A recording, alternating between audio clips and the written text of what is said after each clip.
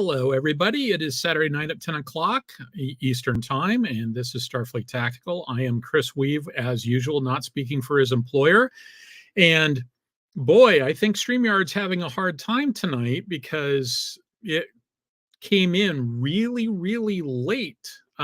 We did the full countdown and everything else as we normally do, and it didn't show up until very late. It took a while to start the stream. So not the technical issue that I reported earlier. That was an issue that that LYSSA was having happen, and then there was a feeding the cats technical issue that that had to get resolved.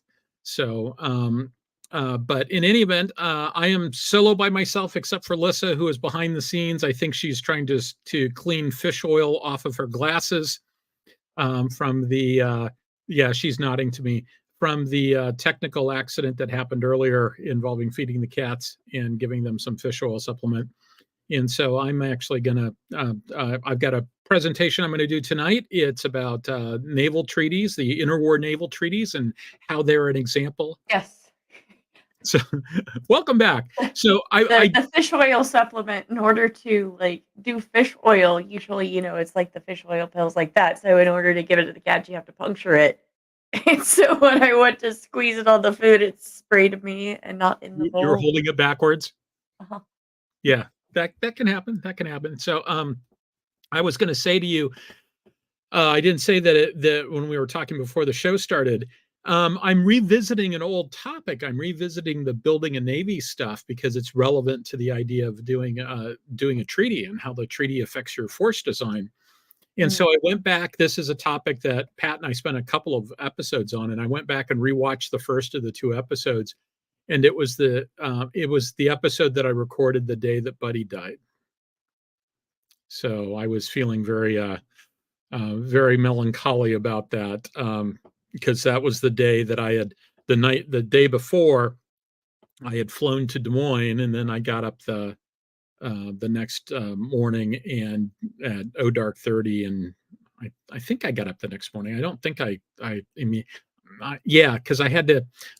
Based upon the timing, I flew in on a Friday, and then the next morning I left and came back to Dayton and went immediately to the vet and said goodbye to Buddy. So, so that was a couple of years ago now. So it's been a while.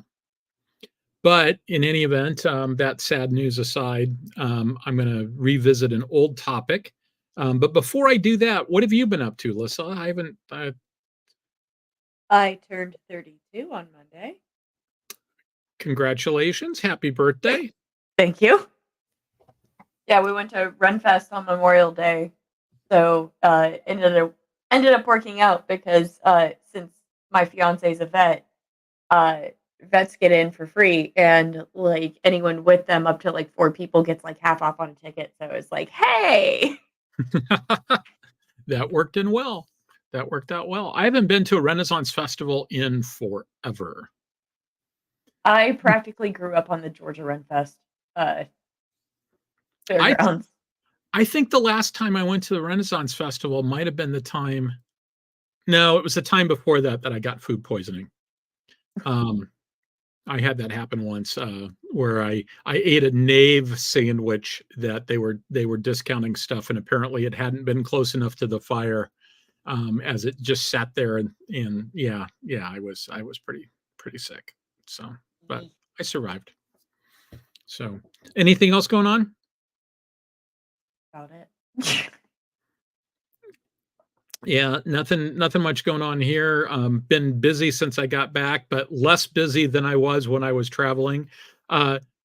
Last night was the first Friday night that I had slept in my own bed since the 5th of April.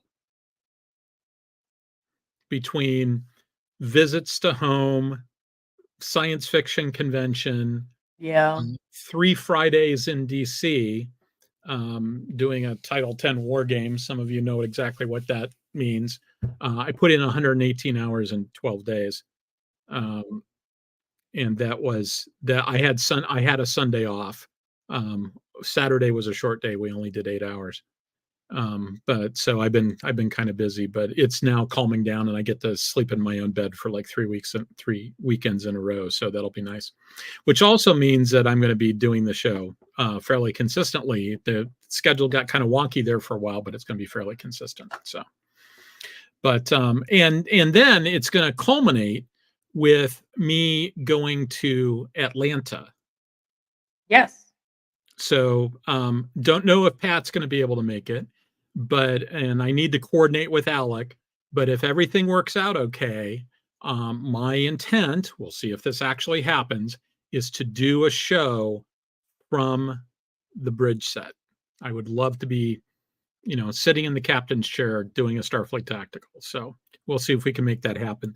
As it is right now, Starfleet International took my money, has not sent me any membership materials. Yeah. So we end up going to Axicon without going to the actual meeting, which means I may end up, switching hotels or something like that to be closer to Alec. I have yet to figure out exactly what's going on with that, but I keep sending them messages saying, hey, are you going to give me the magic personnel number that I need to actually register for this thing? Because I gave you the money, but we'll see. We'll see. Okay, so I see the usual suspects all seem to be here, so that's great, and I'm looking forward to doing this presentation. So let me go ahead and bring it up. Hi, Orange One. Ah, you have an orange cat. Orange cats are great. So she is when she's not being a little shit and biting my elbow. Well, that just means she wants some attention for some reason. She's that kind of orange. But I'm trying to give her attention, and I will pick her up and put her in my lap so she can get attention, and then she hops off and is like, all right, now I bite your elbow again. I think what we have here is a failure to communicate, to quote the movie. I think that the cat is trying to let you know about something. The cat is not happy, and the cat wants you to do something, and that's not happening quite the way the cat wants it. So but you knew that already. So I do. She's like, hey, I'm a little shit, and I have the zoomies, and I want to play in a specific way, and it's like, child, this is why you have siblings. Yeah, well, I mean, we've all had cats. We've all had that one cat that wants to be pet a specific number of times, but will give you absolutely no feedback until you do it too much. Yep. And then it stopped. So, oh well. See, Chandra just likes to get zoomies and then be like, join me. I understand. So this is the schedule, the somewhat Chris-centric schedule. Don't know when Pat's going to be back in, because Pat is out flying. Pat's in the high-speed aluminum tubing business, and so he's off running around doing that. 29 June, I'm trying to remember what's going on 29 June. The 3 August is the one where I would be down in Atlanta, and it's just a question about whether we can make it happen or not. I think, so there's the possibility that Robert and I are going to Gen Con, and I'm pretty sure that's the same. That would be pretty sure. Yeah, I'm pretty sure it is too. In fact, we can double check that. Gen Con 2024. We have the miracle of the internet. Yeah, it's the same weekend. Yeah. I'm not sure if we are or not, though. Depends on pricing for Airbnbs and whatnot, because there's I think there's a Bleak 182 concert that weekend too. That could make it somewhat crazy. Yeah. Yeah, I figured out with the 29 June is that I will be coming back from the Connections US conference. I'll get back on Friday. And so basically what it boils down to is, if I don't have the presentation done before I go to the conference, I won't have time to do it when I get back. Okay. Unless I've got a pretty good idea what I want to do and I can do it that Saturday. So I'm probably going to do one, but that's actually probably should say probably, because I think I'm going to do one. But we'll see. Part of it depends upon whether I recover from that conference. So I'm going to try to do it in advance. Okay. So let's see. I'm going to go ahead and start talking about what I'm going to talk about tonight. See you later, LYSSA. which is I'm going to talk about the interwar naval treaties. So these are all the treaties that sort of govern what U.S. Navy force structure looked like in the interwar period. And then I'm going to do a recap of the Building the Navy presentation that I did a couple of years ago now. And then I'm going to talk about just a couple of slides about implications for Star Trek and implications for writing science fiction. Because when push comes to shove, this is really what, this is the reason why I still do this show, is because I can tie together Star Trek. I can tie together stuff about just general, like how to think about writing science fiction and how to be a creator in that space, and how the Navy stuff works together. I tell people that my fandom superpower is I can talk about real world navies and science fiction navies at the same time. And so this is exactly the perfect topic for that sort of stuff. And I do all that while not speaking for my employer, because I don't speak for my employer. In fact, I'm going to, let's see. Okay. So this is just an overview. I'm going to do a little bit more on it in just a second. But the goal of the interwar naval treaties, like the Washington Naval Treaty and the London Naval Treaty, et cetera, was to avert a naval arms race or lead to disarmament. So the averted naval arms race is a very restricted view of it. And some people sort of viewed it in those terms, right? We're going to avert a naval arms race. Because everybody was very aware of what had happened with the Anglo-German naval arms race pre-World War I, and nobody wanted to do that again. It would have been expensive. Europe was recovering from the Great War, and it would have just been problematic all around. And the Brits especially didn't want to do it. And so there was some interesting context there. There was increasing evidence that the U.S. and the Japanese were probably going to end up adversaries in the Pacific. There was a lot of thought that our spheres of influence were going to clash there. The Japanese had been an ally of the Brits, but that relationship had ended because the Brits had decided to end it. Now, the United States, later told the Brits, like, we're not going to sign the treaty. We really want you to end your relationship with the Japanese. And all that's true. I mean, that's commonly cited as the reason as to why that treaty got scrapped. But the truth of the matter is that the Brits had already decided to not renew that agreement. They had been allies for 20 years with the Japanese, but they had decided not to renew that agreement, in part because the Australians in particular were very, very concerned that the U.S. and the Japanese were going to go to war, and that the Brits were going to get pulled into it. And because of the way, I forget exactly the way it was phrased, it wasn't an automatic "we go to war on your side" thing, but it had something to do with there being, I think it was if two or more powers gang up on you or something like that. But the Australians were worried that this could turn into a situation where the British Empire would end up fighting the Americans. And from an Australian point of view, the strategic analysis on their point of view is like, okay, if that battle happens, then the British fleet located in Europe is going to be dealing with the Americans, and how much British capability is going to be left over for protecting Australia, right?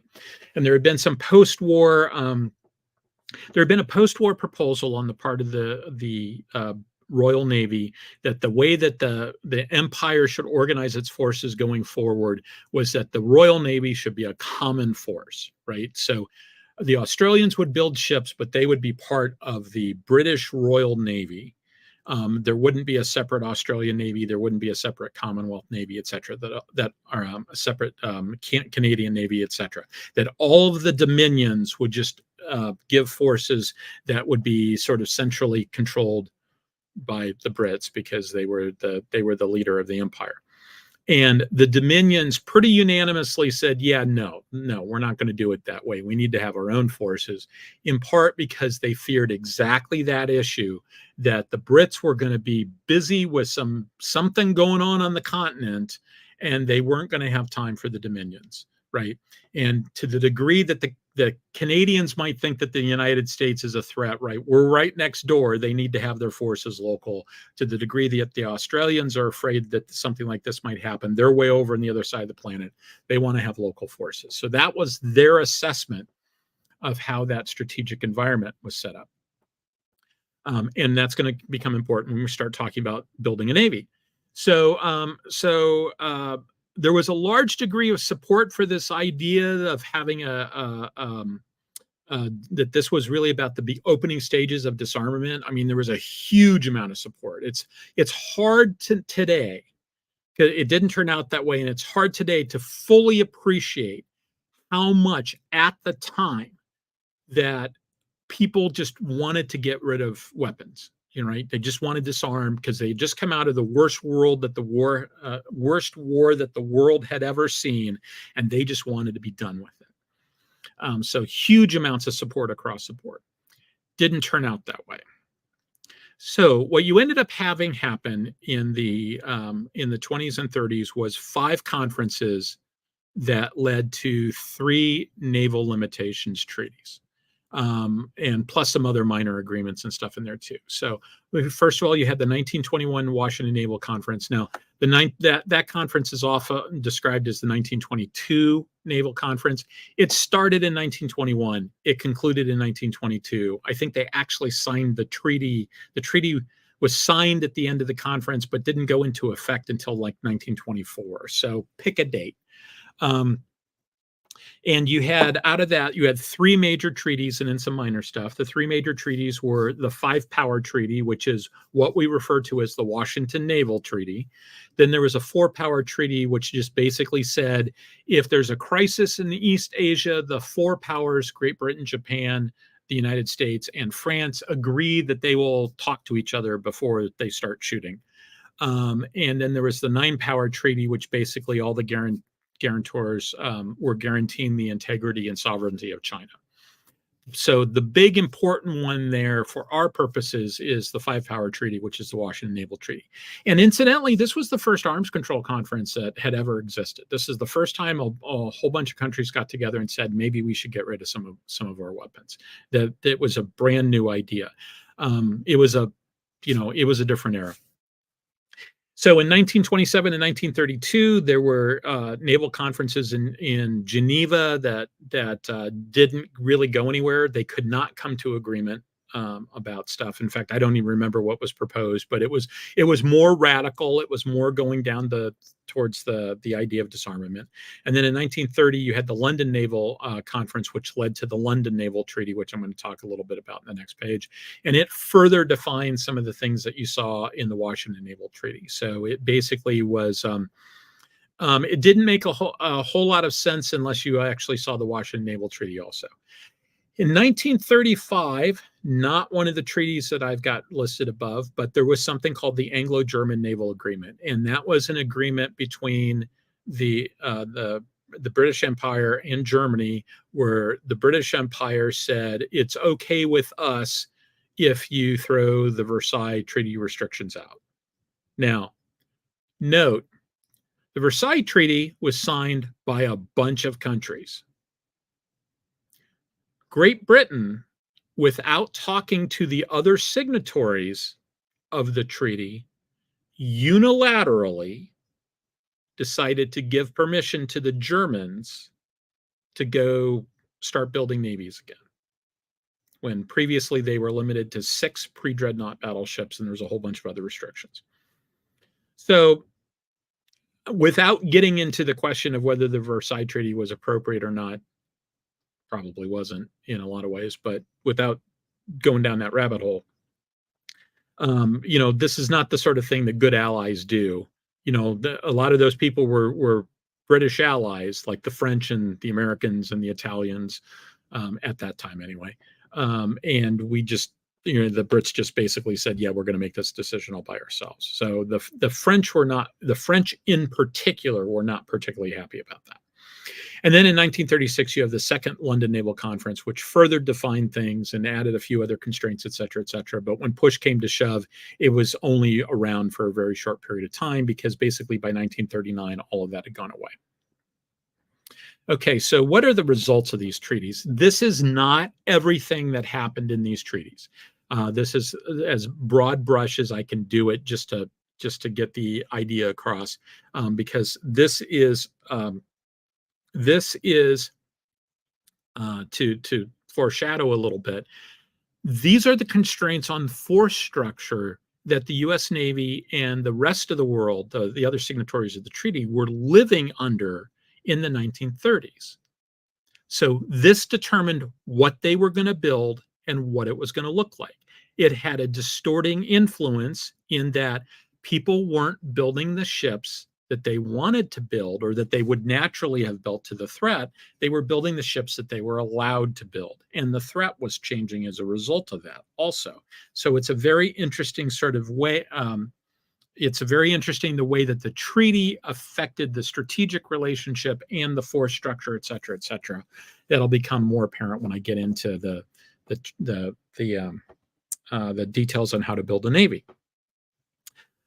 So some of the ones that I'll call out here, you've got what is often referred to as the 5-5-3, 1.5, 1.5 ratio between the major powers. Great Britain and the United States get 5 ships for every 3 ships the Japanese get, and the Italians and the French get 1.5 ships. And so the Japanese took great offense at this. Now, this is yet another instance of the Japanese signing a treaty that they were pissed off that they signed. They did that with the Treaty of Portsmouth, which ended the Russo-Japanese War. They felt they got screwed, to which my response is, then don't sign. In this particular case, they were enticed into signing by all the stuff down under bases, which is that no new fortifications would be allowed. So the U.S. would not be able to fortify the like Wake Island and the other bases that it had in the area. And in addition to that, I think the thing that Japanese never fully appreciated, Yamamoto did, but the rest of the Japanese Navy did not fully appreciate, is that this was not a limitation on the Japanese. This was a limitation on the U.S. To a lesser degree, the Brits. The Brits had the shipyards, but they didn't have the money. But it was very much of a limitation on the U.S. because if we wanted to, we could have buried the Japanese. There's no way, if it had gone to a naval arms race, there's no way that the Japanese could have kept up with the U.S. And Yamamoto understood that. And so this meant that it limited us to only having 5 ships for every 3 of them. So from that standpoint, it was much more of a limitation on us than it was on the Japanese. Now, they got to those numbers in very particular ways. There was some thought, some of the things that went into the calculation, there was a belief that you lost 10% of your capability for every 1,000 miles you steamed. We were going to steam across the Pacific Ocean and fight them over there because we would be defending the Philippines, et cetera. And so as a result of that, we'd lose a certain percentage. So even though we had a bigger fleet, our percentage would go down. Some of the Japanese calculations involved was that they were probably going to end up having to fight 2 battles, one against the U.S. Pacific Fleet and then one against the U.S. Atlantic Fleet later, because their assumption is that we would launch across the Pacific and not wait for the other forces to come through the canal and for them to mate up. Personally, I think that's a bad assumption on the part of the Japanese, but they made that assumption. And so that's sort of how they were thinking about it. And so the end result was you came up with this number that, at least to Western eyes, we thought it made it a fair fight when we showed up over there. The Japanese thought it was a little bit unfair and against them, but they went ahead and signed it anyway.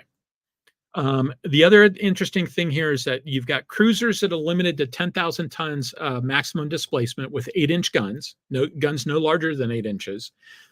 That then in the first London Treaty is modified. It's modified in that particular type of cruiser, 10,000 tons with 8-inch guns, was defined as a heavy cruiser. And then it added the idea of a light cruiser, which had guns that were less than 6.1 inches. So you look at all these World War II light cruisers, and they have 6-inch guns. Some of them, in one case in the U.S., they put 5-inch turrets on it. But they still had the same displacement. So heavy and light is not about displacement. It's about the size of the weapons. And then there were tonnage limitations For the case of heavy cruisers, they actually had limited numbers. Like we were limited to 18 heavy cruisers. The Brits were limited to 15 heavy cruisers. The light cruisers were just a total tonnage, but we had, for the heavy cruisers, there's both numbers and tonnage limits. Now, the Brits actually looked at this and thought that this was a problem, because as far as they were concerned, the only reason why you'd want like something like a heavy cruiser was to go and shoot at British merchant ships. And so they would have been happy to having that number get driven to zero and have them all turned into light cruisers, for purposes of commerce protection. They sort of viewed it as an anti-British thing. It's important to understand that there was actually some tension between the U.S. and Britain at this point, because even though we had given ships to the Grand Fleet, and even though we had put ground forces in World War I, we had fought in World War I, but there was definitely some tension between the two sides at this point, because the Germans were out of the picture. The U.S. was feeling kind of, feeling our oats a little bit. And the Brits were kind of on their back foot because they were suffering a financial crisis as a result of fighting the war. And they really wanted a situation where they didn't have to, they didn't want to have to fight this war, but they were afraid that they were going to end up having to race with the U.S. Now, one of the things that the Washington Naval Treaty did, it's downlisted under others, a couple of interesting things. One is that there was a mandated information exchange. Within a couple of weeks of putting down the keel of a ship, you had to report to all the other treaty signatories the displacement, the length in the beam, and what type of guns it was going to have. In addition to that, there was exceptions for some ships by name, and there was also a discussion about experimental vessels in there. And so some vessels, like some of the carriers, were just declared to be experimental, and as a result, they didn't count towards the treaty limits. This is all very interesting. One of the things that may not be immediately apparent about this is that there's this effect that occurs when they do this, and that is it sort of sets the technology in a way that's very predictable, right? You don't have to worry about constant change taking place because constant change has been outlawed. You don't have to worry about 10-inch cruisers. You don't have to worry about 12-inch cruisers. They're going to make 8-inch cruisers because that's what there's a limit on, and there's a certain number of cruisers, and you've got a set schedule in which you can replace them. So you can only replace them. The assumed life was 20 years. You can only replace ships after 20 years. So you build it now, you've got it for 20 years. From a British perspective, especially, that made things very predictable. And that's the way they wanted it. They wanted it. They didn't want a situation where they were going to have to be constantly upgrading and constantly doing stuff, et cetera, because they were having a fiscal crisis and they just didn't want to spend the money on it. So Stephen Ryder asked the question, how much of an advantage would the IJN have if they had listened to Yamamoto? I think that the thing is, there's a recurring theme about the IJN not listening to Yamamoto and about certain officers. I think the one guy's name was Kato Kandi, if I remember correctly. He was famous for just thinking that they should just be building like there's no tomorrow and just running forth and doing whatever. And if they had listened to Yamamoto, they probably would have realized that it was just a bad idea to fight the U.S. Because, once the treaty limitations are off and we can just start building stuff, which is indeed exactly what happened. The treaties got abrogated. So by the time the war happened, we were already laying keels, right? It wasn't a case that the war happened and as a result of the war, the treaties went away. The treaties sort of went away early, and we had plenty of time before we got in to pass all the appropriations saying that we were going to build what the fleet was going to look like, at least in terms of capital ships. And they just couldn't compete. But the number of Japanese officers who really appreciated that was very low, very, very low. Rob Davidoff makes a comment of plus 30 million light and escort carriers. Yeah, we just sort of cranked those things out. I think we had literally 110 escort. We had 110 carriers at the end of the war, and 95 of them were escort carriers. We didn't build as many light carriers as some of the other people did. We did a couple. The Brits, for instance, build a class of light carriers, the Colossus class, that they were intentionally built to be as fast as they could get them in the water. Their assumption was, we're going to fight the war with these things, and then we're going to throw them away. The last one of those went out of service in the 1990s. One of them got sold to Brazil and was around to the 1990s, maybe a little bit later than that. That was in one stayed in Australian service for a long time. And there's an interesting science fiction connection there. By nautical law, the ship had to have a master living aboard the ship. It didn't have a full up crew anymore. It wasn't going to sea. It was just waiting around until they scrapped it. But by law, it had to have a master on board. And the final master of that ship, I can't remember the name of it, the Australian carrier, the final master was A. Bertram Chandler, a science fiction author who got the dream job. He was getting paid to just sit in his cabin and write books. Somebody else was paying him to write books. Okay, let's see. There is an interesting one here for the First London Treaty. It made it explicit that the law for submarines had to treat surface ships in their targets in the same way that a surface ship would, which meant you had to provide for the safety of the crew. And that did not, except under very specific circumstances, include giving them time to get into the lifeboats. You needed to do more than that. There's an entire interesting subject on how weird everybody's belief on submarines was at that time. And it just, it all went out the window once the war started. But it's funny, the things that were big issues in World War I, when World War II sort of rolled around with regard to submarines attacking surface ships and unrestricted warfare, et cetera, by the time World War II actually got going, the attitude was sort of like, yeah, whatever.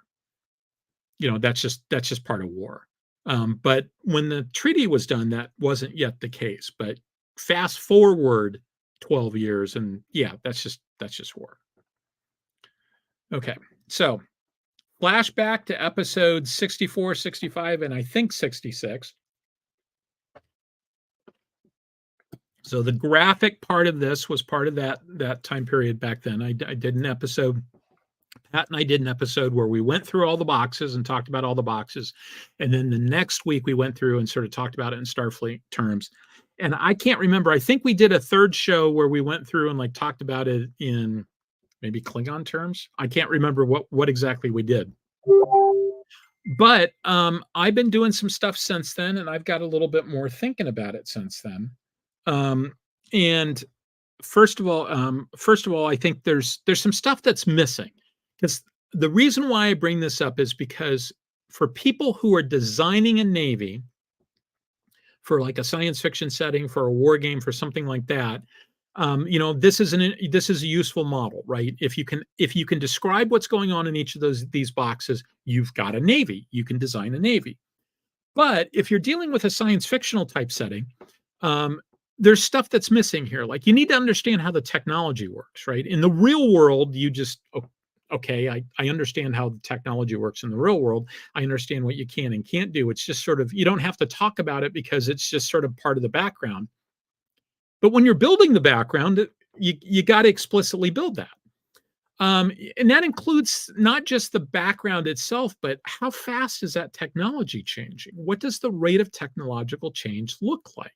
Because that in turn is going to affect some of your force structure decisions, right? If you know that technology is changing really fast, you might build ships slower because you're waiting for the new technology, or you might be in a situation where you're just cranking them out, but you're throwing them away fast and things like that. So all that stuff matters. And there's a whole bunch of stuff like that. You have to sort of describe the universe that exists around these boxes. So Tom Pope and I had a conversation about that when we were at Marcon, because we did the building a Navy in the Honorverse talk as a 2-hour talk at HonorCon. And we decided we need to put the hood up on this and do some more thinking about it. And because we've got a worksheet where you can go through all that stuff.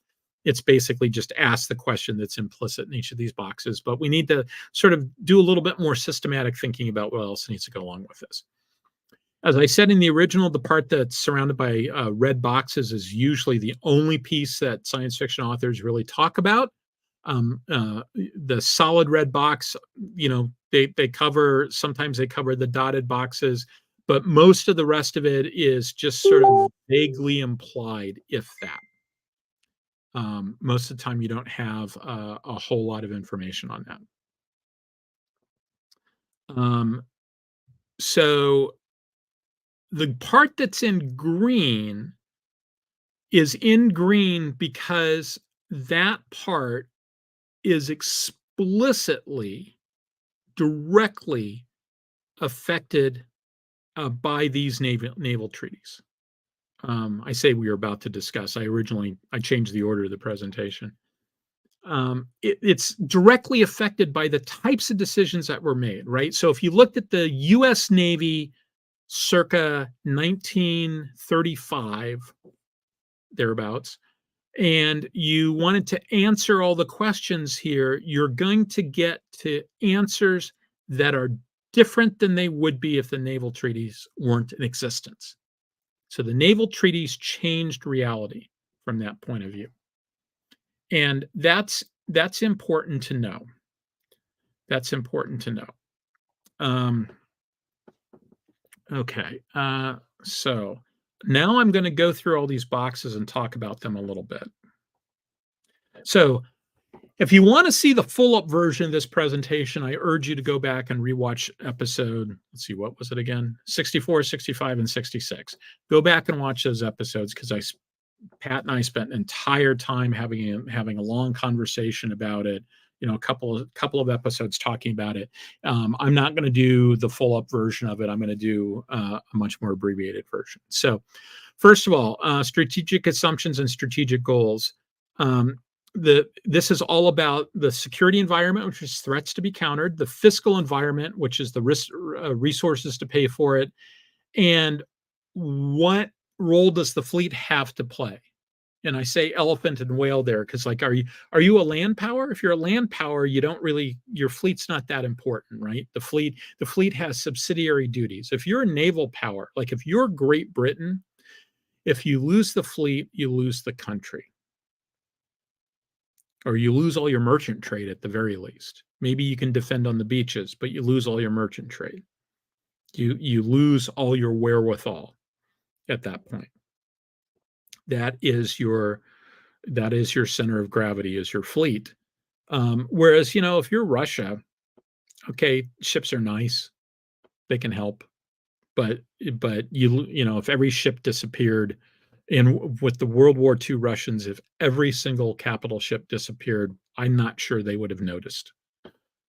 So those things change. Treaties can change all this stuff in a couple of ways. It can change your strategic environment because your adversary no longer has if your adversary is part of this treaty, right, they no longer have the wherewithal to threaten you in quite the way they did before because they're limited by the treaty too, right? That's the entire purpose. Both sides are limited. It decreases their ability to be obnoxious to their neighbors. It decreases your ability to threaten them, which means that maybe tensions are lower and it's just, you don't have they're not on a hair trigger and you're not on a hair trigger because you really can't threaten each other. So you have generally decreasing tensions, and it decreases the impact of technological uncertainty. Like I said with the Brits, you don't have to worry about something new coming along that you're going to have to counter, right? It creates a very stable, very predictable world. And predictability is a very useful thing in these situations. Okay, so fleet missions. These, first of all, there's basically, what did the various services do? Presumably you've got an army, presumably you might have a Marine Corps, you might have an Air Force. How do you split the missions between these? Do you have a Marine Corps? Does the Marine, what exactly does the Marine Corps do? right? We think of the Marines as they conduct amphibious landings, but that's a mission that they only really got in the 1920s. There really wasn't this idea of a dedicated amphibious landing force before the 1920s. Before that, the purpose of the Marines was basically to function as light infantry, to man guns on ships, to be able to do boarding actions and to do, sniper fire and things like that. And if you needed to send a shore party out to do something, which is way different than an amphibious invasion, but it gave you some guys that were skilled in those sorts of things. And so we don't need a whole lot of army type guys, but we need a handful of them living on our ships doing stuff. And so usually they got 1 or 2 gun turrets as their turrets to run, and that was basically it. So do you even have Marines? And if so, what do they do? So it's also like sometimes you end up with some weird things. Like, for instance, who captures ports in the U.S. military? You might think it's the Marines. If you thought that, you'd be wrong. It's the United States Army officially has the port capturing mission. Why the Army? I don't know the full understanding of why the Army. I suspect it might just be that the Army as a larger force has more capacity to do those sorts of things. It might have more capability in that it might have some specialized gear too. The Marines don't have a whole lot of like bridging equipment and stuff like that. They're really pretty good about getting ashore, but they're better about getting from an ocean to the land than they are about crossing a river. And so it may very well be that that's part of the thinking there. So in general, what do you envision the fleet doing? So you've defined it by the services. What do you envision the fleet doing? And then once you've decided what the fleet does, where's it based? Where's it doing? Is it forward deployed? Is it garrison based? How does that work out? So these things also are all affected by something like naval treaties, right? Okay, so are you forward deployed? Maybe the treaty says you can't be. Maybe you don't have any bases, right? Maybe there's a specific limitations on where you can put stuff or not. For instance, Luxembourg used to be this huge fortress, but it caused a problem because as a huge fortress, they were a threat to everybody. And eventually they just basically defortified because it was the only way to convince people to not go and station troops there. It was just, they just had to do it. And so ConOps and posture stuff and all the, service roles and missions generally aren't dealt with by a treaty unless for some reason the treaty causes a mission to go away. But the ConOps and posture is very much something that can be affected by one of these treaties. Fleet design, like I said before, is the biggie. So it's both the biggie in terms of it's got a lot of boxes, and then it's the biggie in that treaties like those interwar treaties, those treaties that affect what you can build really sort of go to the core of fleet design. So fleet capabilities is what specific tasks can your fleet do? I give the example here of air defense against long-range missile attack.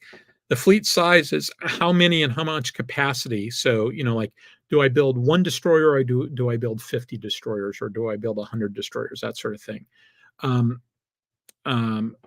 So that's fleet size is the more general thing. Fleet mix is how many of each type. So those two are obviously very, very related. You can't have, if you add up the fleet mix and it's greater than what you think your fleet size should be, then you got to make some cuts somewhere. You got to adjust accordingly. And then where are all the parts of the fleet located? So that includes how many bases, what types of ships per base, et cetera, et cetera. So the previous one on forward deployed, et cetera, is more like, are we going to forward deploy them or are we going to garrison deploy them? This is more like, okay, we made the decision that we were going to forward deploy them. Where? And how many at those locations, right? Right before World War II, the U.S. moved its Pacific fleet from its West Coast bases, primarily San Diego, to Hawaii, because we would be closer to the scene of the action, and it was felt that this would deter Japan. Now, as it turns out, it just put the fleet within reach of Japan, And so the Japanese looked at it and said, okay, we can go get them there. But that's the sort of decision we're talking about. And all of these are directly affected by the treaty. In the case of the interwar years, what type of ships, where we could put them, what sort of fortifications, et cetera, on bases, and hence where we would put them, how many, et cetera, et cetera. All of that was regulated. Now, think about what that means. It affects your strategy. It affects your strategy because, like, okay, these are the tools I have to work with. I have a smaller toolbox than I would have previously. If I was in an unconstrained environment, I'd have more tools. I have fewer tools. And I have a very specific type of tool. Like, I need to drive a nail, and I don't have a hammer because hammers have been forbidden by treaty. So what do I use to drive a nail instead? It affects your tactics. Tactics are always incredibly technologically dependent. Their tactics vary by platform, right? There is a tactics manual that comes out for every platform in the fleet, unique to that platform. Now, some of them are very similar to each other. The tactics manual for the Arleigh Burke class destroyer, my guess, is pretty similar to the tactics manual for the Ticonderoga class cruiser. They are both Aegis cruisers or Aegis equipped ships, so their tactics manual look a lot alike, but they're not identical. And then you've got the operational implications of this. So, like, okay, I don't have fortifications, so when I do my stepping stone across the Pacific, right? When I do my island hopping, where can I go to? Do I have the logistics train to support that? Now, as it turns out, there were no limitations on the logistics train in the Washington Naval Treaty, et cetera. But some of that actually, if you limit the number of battleships you have, you also are limiting the number of battleships that you have to resupply, right? If you're limited to 15 ships, then you only have to have ammunition for 15 ships and fuel for 15 ships. At one point, the United States, this is like 1919, 1920, that time frame before the treaties started, the United States was planning on building a fleet of 50 battleships. The fleet train for 50 battleships is going to be significantly different than the fleet train for 15 battleships. There's going to be a lot more of it. And that affects how you set up your campaign plan. And it affects your ability to do things like operational fires and other things that are part of the operational art that goes at that campaign level of war, the operational level of war. And this is all especially true during time periods of great technological change. One of the most significant factors in that treaty was the clause that said that you could only replace the ship after 20 years. Because if you look at the pre-World War I Anglo-German naval arms race, like the dreadnought started the dreadnought revolution. It came out in 1906. 8 years later, it was considered to be obsolescent. It did not fight at the Battle of Jutland because I can't remember if it was in the yard or I just didn't take her. I think she was in the yard, but she wasn't considered to really be as much of a first line ship anymore because the technology had changed so much over time.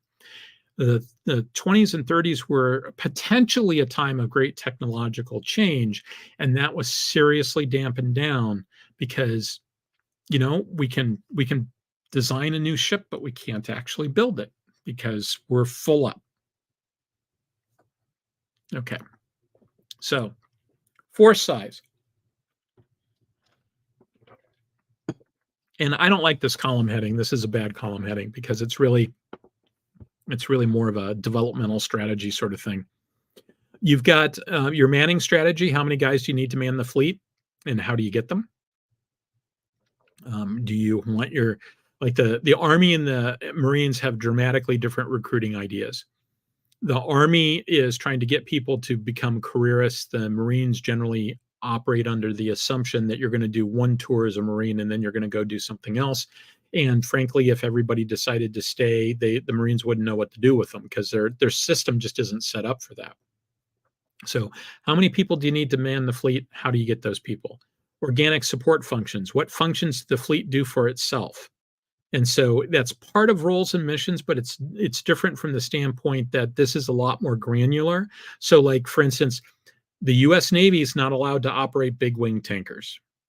That's because of the Goldwater-Nichols Act of 1986, which did a couple of things. It got rid of a lot of redundancy in the force, and it also specifically said that that in order to make flag rank, to make senior rank, you had to do joint billets. You had to do billets that were not service specific, but were for the force as a whole. And so, but that first thing about not having duplicative capabilities means that the Navy, the Navy can't just run big wing tankers. If a naval strike needs gas, it gets it from the Air Force. They can run organic tanking, right? So you can have a tanker as part of the strike package, but it can have tankers on the carrier, but it can't fly tankers in from land. That is an Air Force mission. Shore infrastructure. What parts are ashore and how much capability and capacity do you have? It looks like I did not finish this slide because I did not say what the relevant things are in what as affected by a treaty. And the answer to that is, a lot of the functions that you might need to do, you might not need to do as much of, or you might not need to do them at all based upon some of the other answers there, right? Like if I'm not forward deployed, I don't have to be thinking about having the shore infrastructure to do that sort of stuff. So, if I'm not forward deployed, then I don't need to think about having to have a shipyard that's in theater, as opposed to having a shipyard back in our case at the continental United States. So that's the sort of thing there. And then the last one is force management type stuff. So it's all things like, I guess this is the place where I should have talked about the Army and the Marine Corps. But it's things like how much time do they spend at sea versus time spent on land? How do you do rotating crews? The logistics concept. How do you provision for the force? Do you have big warehouses? Do you not have big warehouses? The level of afloat readiness. Are you ready to fight? Are your ships ready to fight now? Or do they have a cadre crew that's only at like 25% manning and you have to bring people on board in order to spin up to fight the war? I mean, the Brits did that in the interwar period. They had ships that only had 25% crew. So they were not ready to fight. But the idea is if they ever had to fight, they had the nucleus that they could train the rest of the crew up. And then how do you buy the stuff that you need? Your acquisition strategy. Level of shore readiness is the same as level of afloat readiness. Is your shore installations ready to fight? Acquisition strategy. How do you buy the stuff you need? So the acquisition strategy piece is dominated by those treaty impacts, right? Because they were limited. They could not replace ships faster than once every 20 years. And so you didn't have this idea of a great deal of technological change causing you to replace ships really, really fast.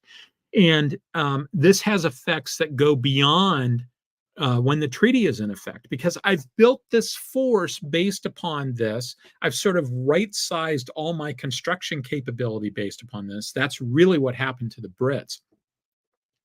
The Brits had shipyards close because they weren't building ships.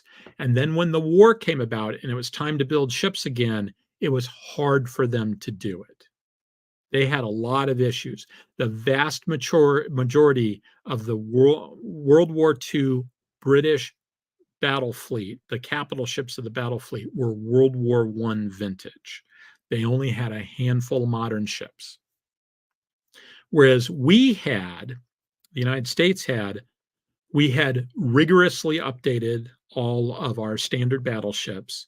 And then by the time the war started, we had the North Carolinas in action, the 2 North Carolinas and 4 South Dakotas that were ready to launch. They were getting ready to launch, launched in 42, started launching in 42, so that they were able to be part of it pretty quick. The Brits, on the other hand, they'd spent the entire war with a really, really old force. Okay, so let's talk about Star Trek a little bit. What are the implications for Star Trek? We don't have a whole lot of information on treaties in Star Trek. Like, we don't have the actual text of any treaty. That would be above and beyond, right? So we don't have anything like that. We have just little pieces here. So I'm only going to look at a handful of treaties. I'm sure there's probably another dozen that have been mentioned as one-offs that we don't know anything about. But these are the three that I think we know a little bit about. You've got the Treaty of Organia from the original series. It enforced the peace between the Klingons and the Federation. Klingons and the Federation were ready to go to war, and the Organians turned that shit off. So, how does that affect things for Starfleet's force structure? First of all, it changes the strategic environment. If you think the Organians are going to be around, maybe you don't. They seem to have disappeared. But if you think the Organians are going to be around and you think that they're going to enforce this treaty, probably don't need to build battleships anytime soon. Maybe I can concentrate on the exploration task. And so that's going to affect what I build and all the support structure that goes along with it. Treaty of Kittimer, right? I believe it was the first of a series of events, a series of agreements. The Treaty of Kittimer that we see in Star Trek VI begins the process that led to the Klingon Federation alliance. And it certainly affected the strategic environment because the Klingons were the biggest threat to the Federation at that time. And so they weren't the only threat, but they were the biggest threat. So now they not only are no longer a threat, in theory, they're on our side. That's got to affect the strategic environment. And if you compare sort of like the way the world looked in the time of Kirk versus the way the world looked in the time of Picard, you can see that. Starfleet in Next Generation feels a lot more like an exploration force. They had that mission in the original series, but that was a Starfleet that was gearing up to go to war, and that really sort of felt like that, right? And by the time later on, by the time you get to Picard, Picard had been an explorer his entire life. The Treaty of Algernon had two effects, and it's a very interesting treaty. It banned Federation cloaking devices, and the condition for that was that the Romulans sort of withdraw and sort of go into an isolationist mode. And the story behind this is that there had been an incident that had almost led to a war. If you go to Beta canon, apparently this was orchestrated by the Federation with the expressed intent of convincing the Romulans that it wasn't worth it going to war, and that they needed to sort of, they needed to back down a little bit. And in exchange for them backing down, we agreed that the Federation agreed that we weren't going to deploy Federation cloaking devices without Romulan okay.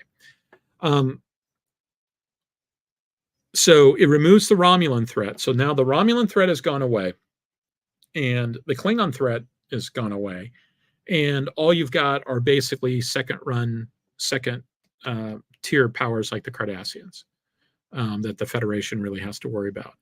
You got the Tholians; they're obnoxious, but they stay in their little area. As long as you don't bug them, they won't bug you.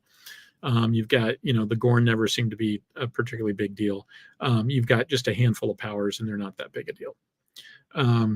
And so that really affected the strategic environment, and as a result affects the force structure. Now, the side effect of this, though, is that this is cloaking devices are theoretically a big deal. And I've heard people say, oh, no, they're not. We always figured out a way to get around them. We always figured out a way to detect them. It's like, yeah, the Federation spent a lot of effort trying to do that stuff, and it wasn't perfect by any means. And it required some specialized gear and or at least specialized expertise to make it happen. And so, you still ended up with situations where the Romulans are able to use and the Klingons are able to use their cloaking devices to do stuff. In fact, it's still such a big deal that the Federation occasionally would go to the Klingons and borrow a cloaking device from them. On the flip side, the Federation could always go to the Klingons and borrow a cloaking device from them, or borrow a cloaked ship from them. So maybe from that standpoint, from an offensive standpoint, the ability of using the cloaking device to go and do something, if they needed to do something, they always had an ally that had the ability to do it for them. So I think you could make the argument that not only did it affect Federation force structure, but it made the Klingons more important to the Federation, because they had to go to the Klingons for that particular type of capability. So your mileage may vary. Looking forward to any comments people make. Got one last slide, and then I'll go to comments. So what are the implications of all this for writing science fiction? So first of all, one thing I've been saying all along, I do it in the history, hiding, and hydrodynamics part of my talk, is that navies are a product of their environment. They, in the real world, navies exist in a particular context, and that includes the technological constraints they operate under, the fiscal constraints, the strategic constraints, and that includes this political situation that can be affected, as I've shown, by treaties that could change the strategic environment. And they can cause, you can save money. So for instance, that's another thing I really didn't talk about, is if you're building fewer ships, you've got money to spend on something else. And so you're building fewer warships, and maybe you're putting it into your labs, or are getting a boost up, or maybe you're spending it on your army or something like that.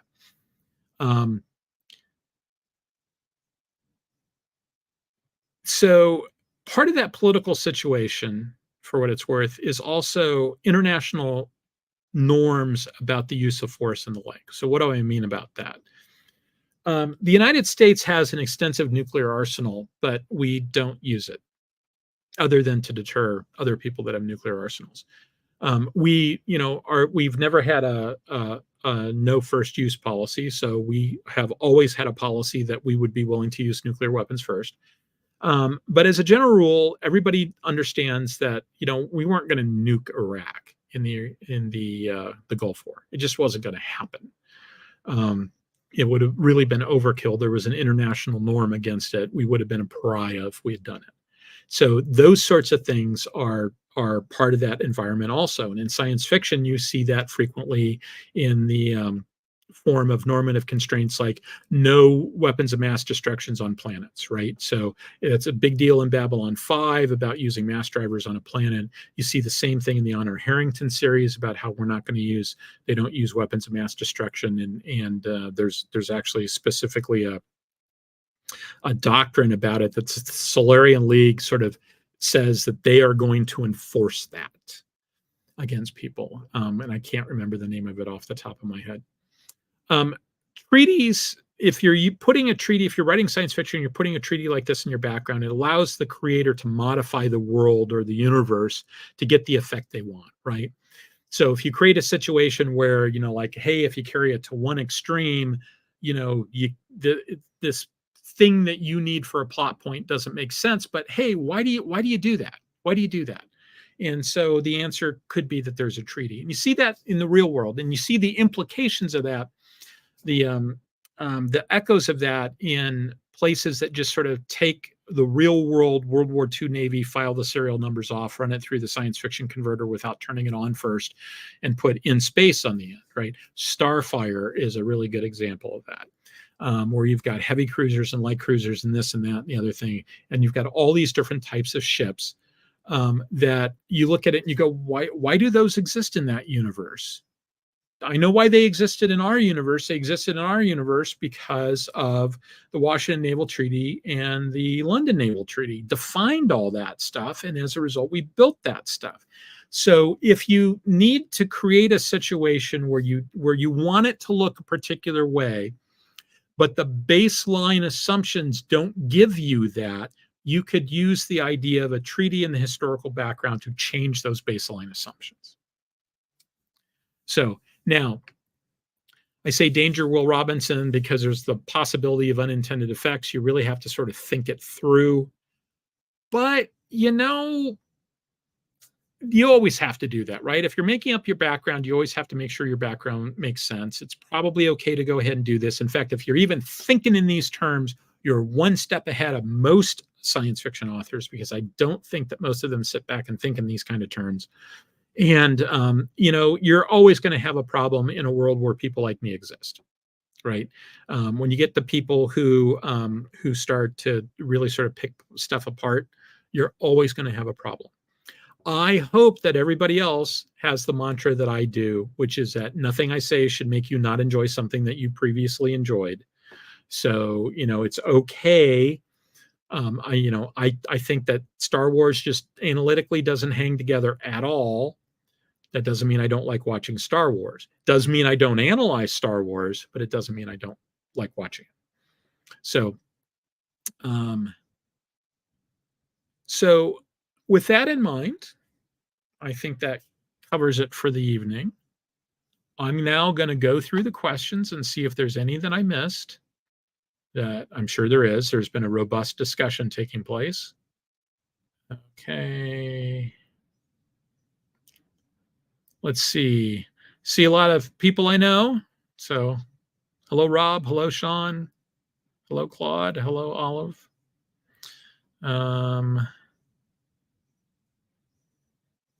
Okay. Yeah. So Rob makes the comment, one of the interesting things about carriers is that the Washington Naval Treaty didn't count things under 10K as being carriers.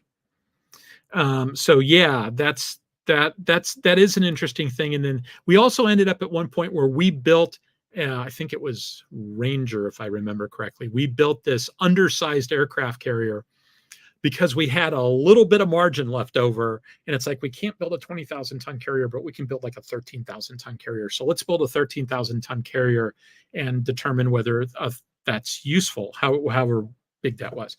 And the experiment was a success. They learned never to do that again. Now you'd probably call that an escort carrier. They kind of invented the light carrier that way. It probably would have been an escort carrier or could have been something in that general class. But they really wanted more fleet carriers. Oh, and one of the things, I didn't really emphasize it like I probably should have when I was talking about tactics. So this all goes back to all the people that say that, it was the hidebound Navy that refused to just, acknowledge the fact that air power was the wave of the future and, and embrace it. Okay, I've only got a handful of aircraft carriers because I've got this limitation. I'm limited to I forget what the number was, but I don't have a whole lot of capacity for aircraft carriers, and I'm limited in my ability to replace them. So I can't even cycle through them experimentally very fast. So the bulk of the fleet exists in the form of battleships, right? I've got like 130,000 tons of aircraft carriers, something like that. And I've got 525,000 tons worth of battleships. What do you think I'm going to fight the war with? I'm going to fight the war with the battleships because I got some of those. So most of the people that talk about the development of aviation, et cetera, totally miss the fact that by the time World War II came about, we were just coming off of having these restrictions that really sort of affected what we could build. We were starting to turn the crank to churn out some carriers, but we didn't have them yet. And so we were limited to what we could do with them. At best, we would be able to use the carriers as another form of offensive weapon in addition to the battleships. And that's exactly how the U.S. Navy planned on doing it. There was nobody in the U.S. Navy who thought that carriers were just going to be used for scouting. The question wasn't, do carriers have a combat role? The question is, are carriers the dominant combat platform at that point? And at that point, the answer was no. In part because there wasn't enough of them, in part because they had not yet demonstrated the ability to coordinate large raids that were needed in order for it to truly take over that offensive role. Who invented that large raid? The Japanese. When did they invent it? September 1942. So it was only the tactics, techniques, and procedures of the Japanese that pulled together the capability that they needed in order to sort of, they basically invented that kind of carrier warfare. Now, we all knew it was coming, but they were the ones who sort of figured it out first. in that degree. And in the early part of the war, like if you read the history of the Battle of Midway was a shit show. We got really lucky. You look at the scorecard, it looks like we totally and completely dominated. You look at what actually happened in that battle, and we did not. We got really lucky. Could have gone the other way. Okay. Yeah, London closed that loophole. London said, even if it's under 10,000 tons, it's still a carrier.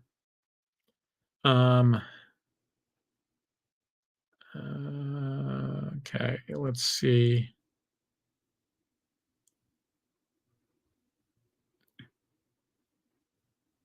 Yeah, Rob said that we built 10 million Essex plus 30 million light and escort carriers. Slight exaggeration. We did keep cranking them out in part because the chief of naval operations said that keep turning the crank at full speed, because he envisioned that in the post-war drawdown it was just going to be a percentage cut, like get rid of 70% of what you got. And so he wanted to maximize the amount of stuff they had so that when the percentage cut came, they would have as big a force as they could.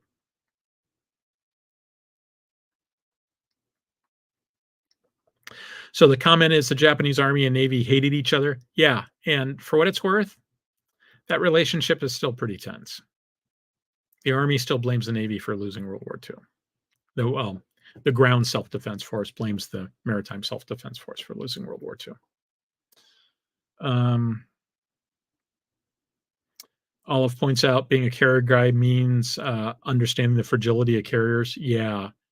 You can't armor the flight deck and still, if you armor the flight deck, it has implications for the stability of the carrier.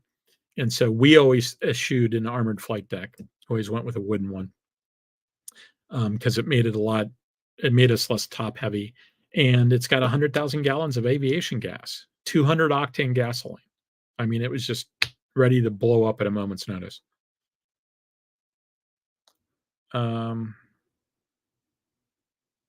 Yep. Stephen points out carriers are open warehouse space and flaming liquid storage. Only so much you can do with that limitation. That is so true. Okay.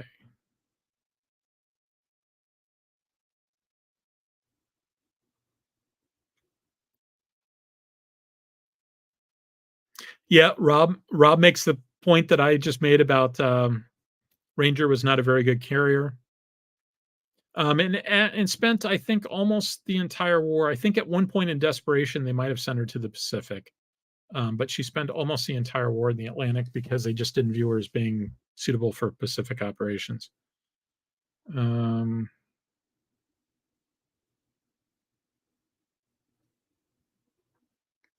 Okay, scrolling down.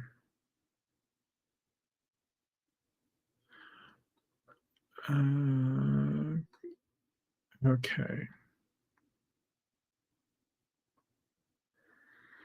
Yeah, Rob points out the Japanese cheated hilariously on a lot of their carrier tonnages. A lot of people cheated on their carrier tonnages, on all tonnages. Like the Italians just lied about every ship they put down. They just plain lied. And they'd give us the stats, and then they'd say, "Oh yeah, it's like 5,000 tons less than it has to be based upon those numbers." It's like, all right. So one of the things to understand about arms control stuff in general, and this is stuff that even professionals in the field sometimes don't get the way that they should, is okay, so let's just assume the other guy's going to cheat. The question is, can the amount of cheating that they do be meaningful and not that they can do and not get caught? Is it going to meaningfully affect things, right? If it's going to affect your force structure, so that instead of building you're limited to 35,000 tons on your battleship, and instead of building a 45,000 ton battleship, you instead build a 37,000 ton battleship. Aren't I still better off? The details matter in that regard, but that was always true with like missiles and stuff like that. And with the Soviets, yeah, we knew the Soviets were going to cheat because the Soviets cheat. They do that. The question is can we detect, can they cheat at a scale undetectably that would matter? And the answer was probably no.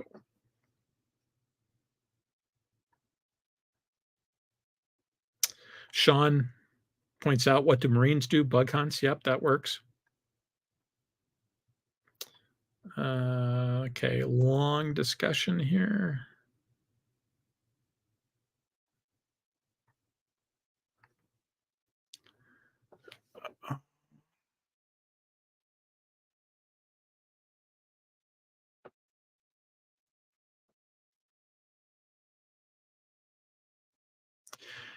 Yeah, Rob points out that the Anglo-German naval agreement had per ship tonnage limits, and then they lied about that. So they lied about a lot of stuff.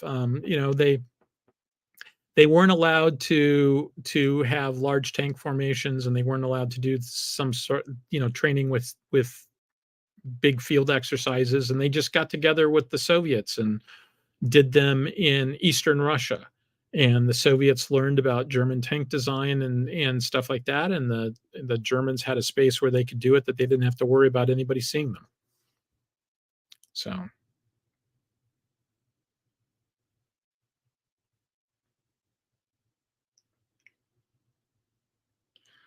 Olive points out that there's all sorts of interphasic and subspace weapons treaties. Yeah, there's a whole bunch of stuff there. It makes my head hurt I haven't fully sorted out. It makes my head hurt. That stuff is part of the reason why some people have said, basically, look, there's other ways that aren't cloaking, because apparently cloaking refers to a specific technology, which doesn't make any sense to me. It's sort of like saying, like, air defense is only one thing counts as air defense, and if you like, only air defense is only guns. If you use a missile, it's not air defense. It doesn't make sense to me. But there's certainly a lot of stuff to mine in there. I'm not sure that it's consistent, because I don't think it's consistent. So One Horse Shay talks about Starfleet still rapidly expanded despite the Treaty of Kittimer. Yeah, I think they built explorers. But the thing is that with Federation technology and with some of the places they had to go, they weren't necessarily building dedicated warships, but they were building ships that had weapons. And then by the time the Dominion War comes about, you've got some things like the war galaxies, which, my hypothesis, not unique to me, in fact, I'm not the guy who came up with it, is that those galaxies that you see in the background every now and then there's something in the tech manual that says that they're making a couple of extra holes and just having them hanging around in case they need a replacement without fitting them out. You fit them out as battleships, and then instead of having a nursery, you put in an extra couple of fusion reactors and some more phaser strips, and now you've got something that's got some real serious firepower. More so than a standard galaxy class. I don't think those were standard galaxies. Or, you put a bunch of troops in case you have to go do a landing someplace. I don't know, something like that. So I think that when push comes to shove, they built a fleet that could do stuff, but they weren't focused on building warships in a way that I think they were earlier. And I think that includes, for instance, I think one of the warships that they built, the Excelsior class battleship and the Mirandas, and they ended up keeping them around for a long time.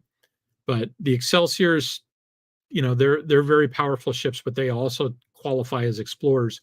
The Mirandas, they don't have a navigational deflector. I think they were significantly slower. I think they were bigger ships, but they were powerful ships, but they were significantly slower than, say, a Connie was. Okay, still scrolling down.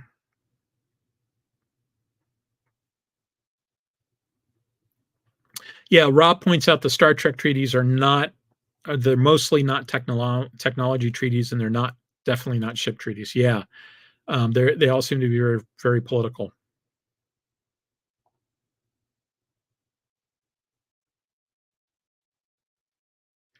Olive says that he thinks the Tholians would be fine sharing their star systems.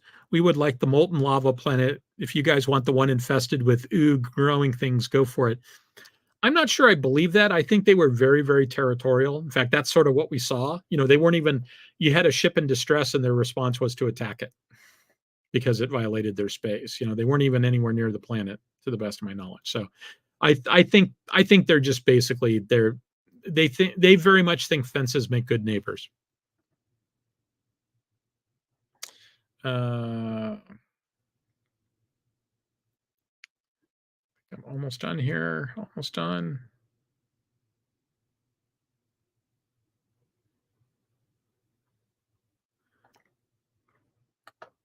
So Olive says a lot of carriers were cruiser hulls repurposed, more battle cruisers than cruisers, early on cruisers, but later on you had like the U.S. carriers, Saratoga and Lexington were battle cruisers. In a couple of cases, you had battleships. He also points out, arguably, the Japanese learned from the Brits attacking the Italian Navy.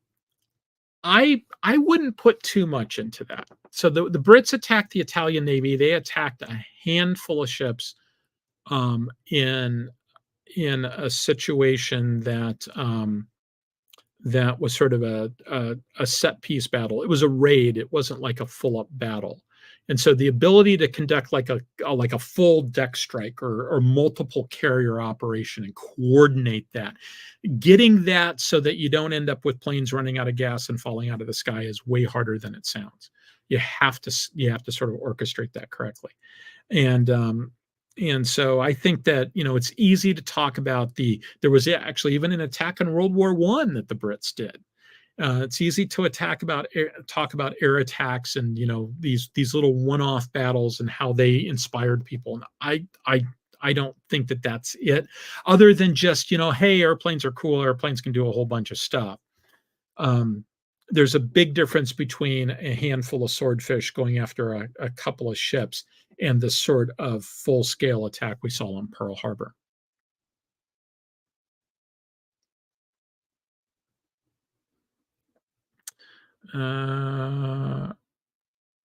Okay, so with that, we are done. So,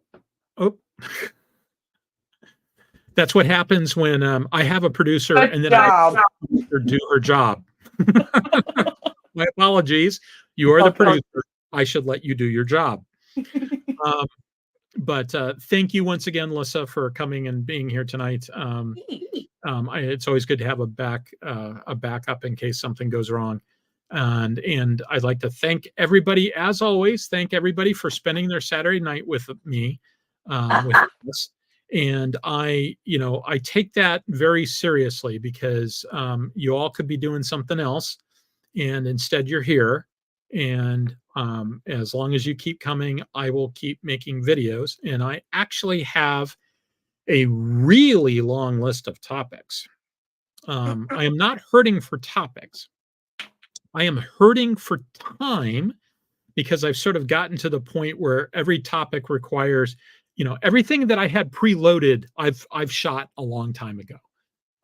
And even with going back to topics on a regular basis, because sometimes I encounter something new, et cetera, it still requires a fair amount of research to do stuff. So the pole in my tent, the long pole in my tent, is research time. I am hoping my friend Tom Pope is working to sort of create a situation where he could potentially join us on a Saturday night. And if that indeed does come to pass, there's a bunch of stuff that he could talk about ship design in the Honor Harrington universe. Like, he did a 2-hour presentation. Well, another thing that I think we can explore at some point is, like, there's Gundam and all the variety of, like, Japanese style of, like, because there was an entire grouping of, like, Gundams, Zoids, like Japanese mech anime that came out all around the same time.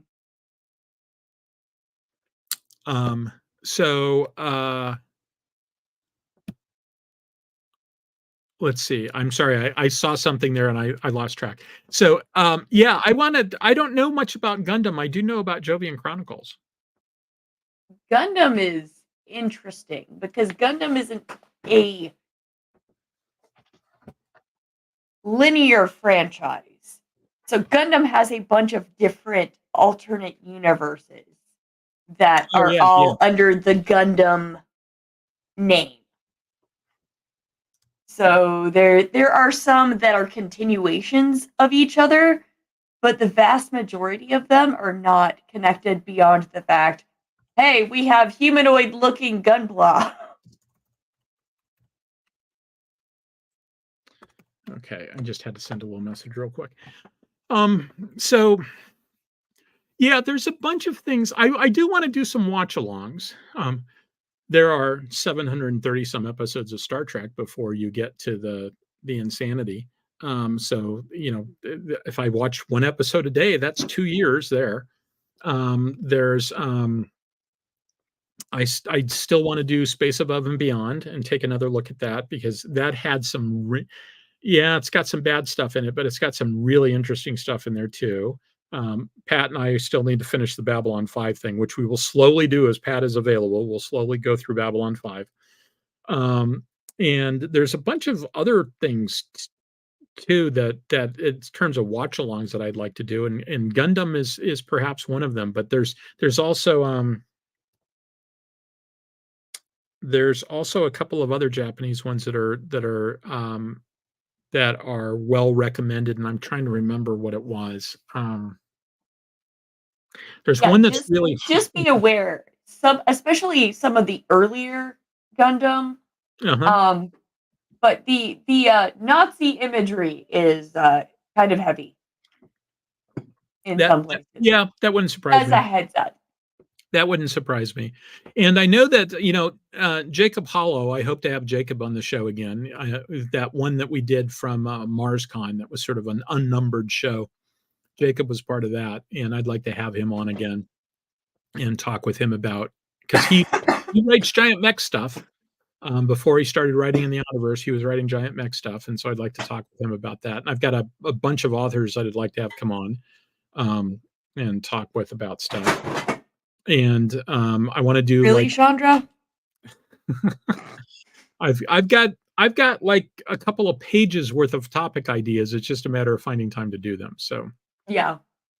So in the very near future, I'm not sure if it's going to be next week or not, but in the very near future, Chris Carlson's going to come on, and we're going to I've been talking, I've done a couple of shows where I talked about the literal combat ship and about what its other name, the other words that LCS stands for, which is little crappy ship. Bob Work is a really, really, really interesting guy, and was a big booster for the literal combat ship.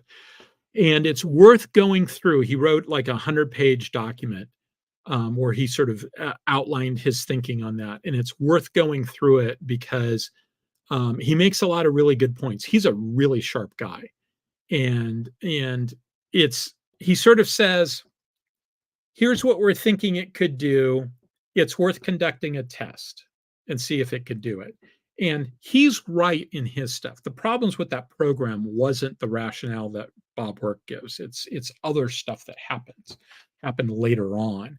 And so it's worth actually shining a spotlight on what he had to say about it, because I think a lot of what he says, he says literal, I hear orbital, right? I think a lot of that stuff you can sort of, it helps to understand how the real world works, because I think that sort of sharpens the mind and helps you get the analytical tools to think about other things.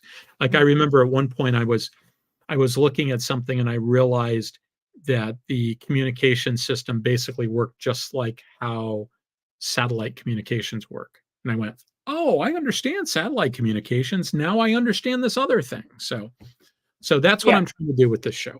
And so I got a long list of topics to do. And as long as I've got time to prepare something, that's the hard part. As long as I've got time to compare something, I'll make it happen. So, so with that in mind, I think we're done for the evening. And I thought that this might end up being 2 shows. So it didn't. So that's good. So I'm going to declare, I'm going to go ahead and divide by 2 and to say that we did 2 45-minute shows tonight. So Woohoo! we did two shows under an hour. Woohoo! So good night, everybody, and see you all later. Bye.